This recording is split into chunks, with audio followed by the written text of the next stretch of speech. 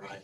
So we're continuing on these little mini lessons that we're going to put out there for everybody. So if you're watching this now, you probably already know about these. So we're going to try to produce quite a few of them on at least all the basic techniques. And then from there, you guys will be more equipped to go after the regular classes. So from here, I'm going to start by stepping into a right front stance. So I put my right leg here in the front. I'm a little bit closer to the camera today so you can see more of the upper body and what's going on with the upper body as we do this technique. So from here, my guard is coming up, elbows are in towards the body.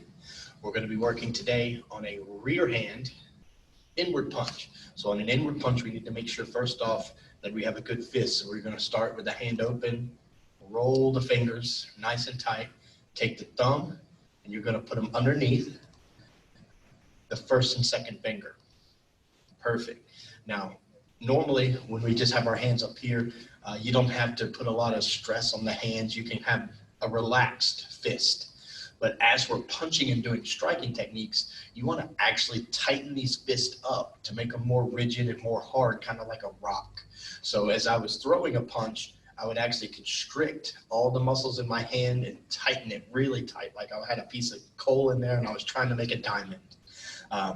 Another thing that's going to do is it forces you to strengthen the muscles around the wrist and the forearm, which helps prevent wrist injuries and make your arm itself more rigid while you're striking. Now, the part of the hand we're striking with is the front side of the fist, more specifically the two dominant knuckles. So if you're looking at your fist, you'll notice these two, your index and your next one, are the two biggest knuckles that are on your hand, and these two are the ones we're using. Obviously, they're bigger, so they have more bone density, and that makes them stronger. So these are the ones we use. We want to avoid this side of the hand because it's very easy to injure yourself or fracture a bone if you're hitting on the smaller side of your hand. All right, so from here, from a guard position, first thing we're going to do is we're going to activate the hips. So we're going to be lifting the heel up on the back leg here. The hips are going to be coming forward. The upper body is going to be kind of frozen because it hasn't activated yet. So after the hips have come forward and we've lifted up that rear heel, next thing is the upper body activates. So the hand is still stationary. The upper body turns to stretch out the pectoral muscle group here, kind of like pulling a rubber band before you let go of a slingshot. The hand is still frozen in time. And then the last thing that happens, the elbow raises up perpendicular to the hand. We come forward with the punch, we impact our target. We follow through slightly, and then the elbow drops back down. Now, this position here is called a reverse guard stance. Obviously, this is our regular guard stance with the front hand further out in front, the rear hand close to our head area here. But after we punch, because of the way our body is shifting here, our shoulder positions are changing. So from here, we'll be in this stance called a reverse guard stance until we relax back to our regular guard stance. So again here, shifting, hips, shoulder and chest, impact, follow through, return, and back to front stance. Here, hana,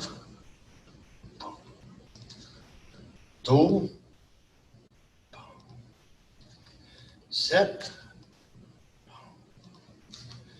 net, boom, and full speed, hana, tools, set, net. Perfect. Now we're going to switch the feet. So left leg is in front. We'll be punching with the right hand this time.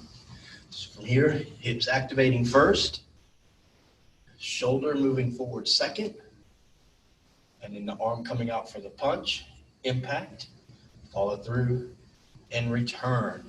The area we would be striking for primarily, again, a punch and a kick can be done to any substance or part of the body that's that you choose. But we try to make things practical. So the area that we would be aiming for primarily would be the side areas of the jawline here. This is going to cause a fast rotation of the head, which is going to theoretically cause the brain to bump into the side of the skull. And hopefully, if we do it fast enough and strong enough, cause a knockout so we can in the situation there with as little effort and energy as possible and remove ourselves from that situation. Now, that doesn't mean you can't do a punch somewhere else. If, you know, somebody is attacking you and they have their hands up in a real guarded position where you can't reach the face, it's okay to punch to other parts of the body at that time, primarily to cause an opening to punch to where we want to punch. So the way I see it is I might punch to the body on somebody who has a high guard position, boom, to cause their guard to come down so I could follow it up to the face. That's the kind of the chess match of the whole thing. Everything needs to be strategic and well thought out whenever you're defending yourself. So we have to think about that here in practice, so that way we don't get into a situation where we don't know what to do.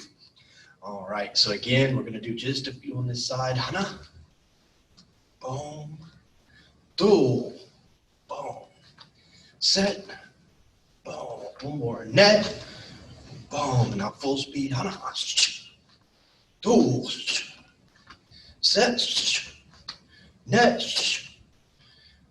and baro, chariot, kunye, il, sa.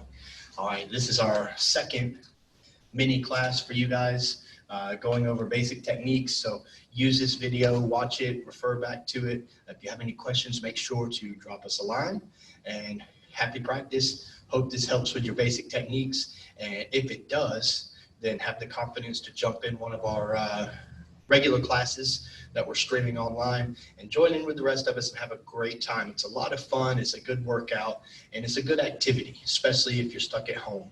All right, we'll see you next time.